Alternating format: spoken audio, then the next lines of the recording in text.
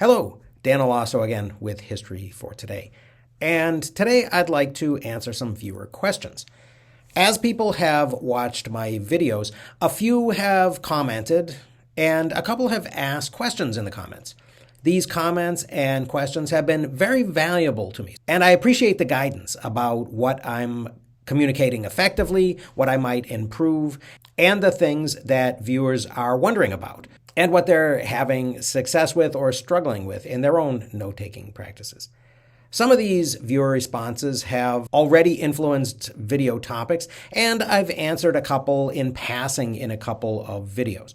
In a couple of other cases, earlier videos that I've made have dealt with the question that the viewer was raising.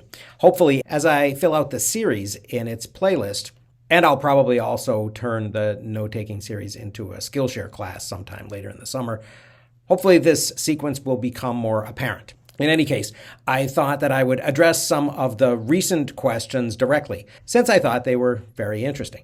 First, a regular viewer asked if, when reading textbooks in order to learn, like in history, is it really the same type of note-taking as for reading books like the one that I had been discussing in the video? In that video, I think it was Anti-Fragile by Nassim Nicholas Taleb.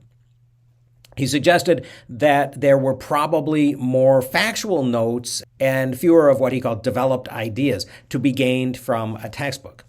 I agree in general, but I think that that's a subset of kind of a larger question. There are some monographs and articles that I read specifically for the data that they contain. As I began my initial research into my current book topic, for example, the white pine lumber industry in North America, I was very focused on trying to develop a timeline for the industry and trying to figure out the key regions of timber cutting, the cities where the lumber mills were, trade, consumption, all of those things.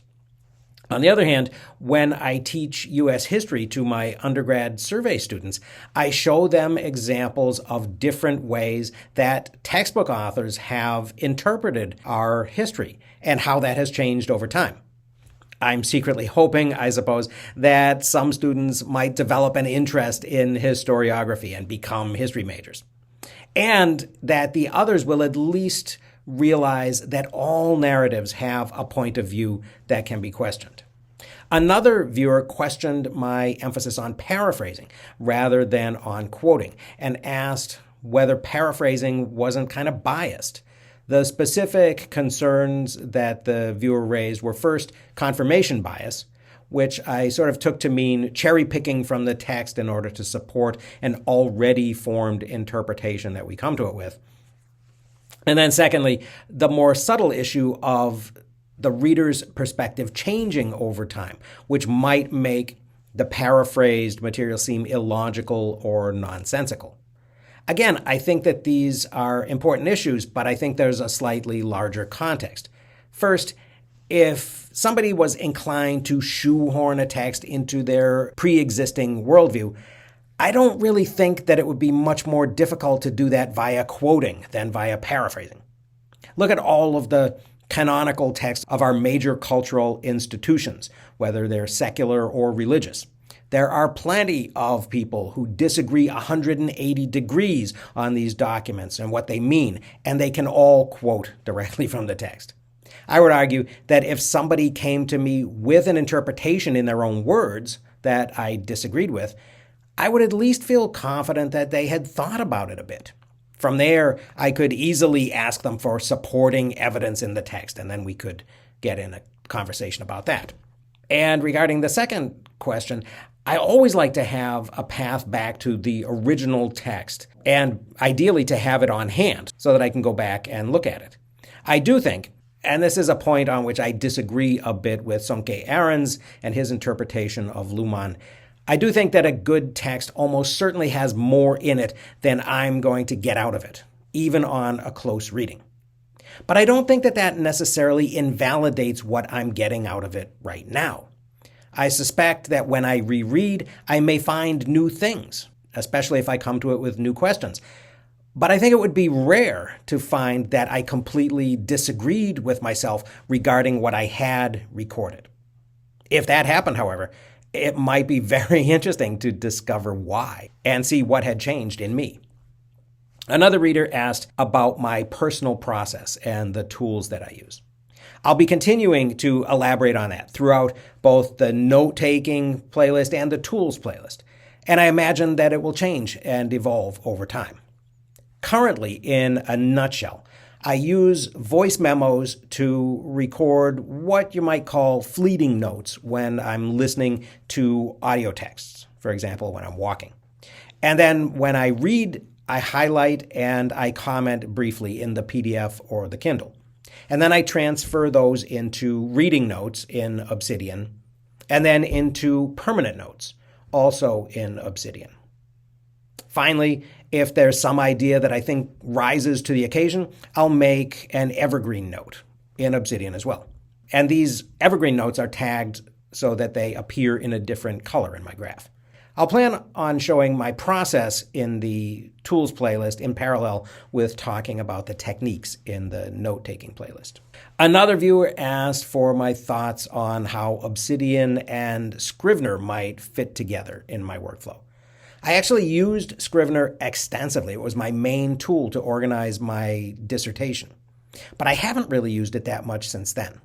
So I'll ponder on this a little bit and think about how the two might fit together, or whether I might be doing the organizational things that I was doing in Scrivener completely in Obsidian now, and might be able to go directly to Word. There was also another question that addressed the apparent objectivity of quotation versus the subjectivity of paraphrasing. This time, I think, regarding trying to get a true reading of the text. And again, I think this question of objectivity is a deep one.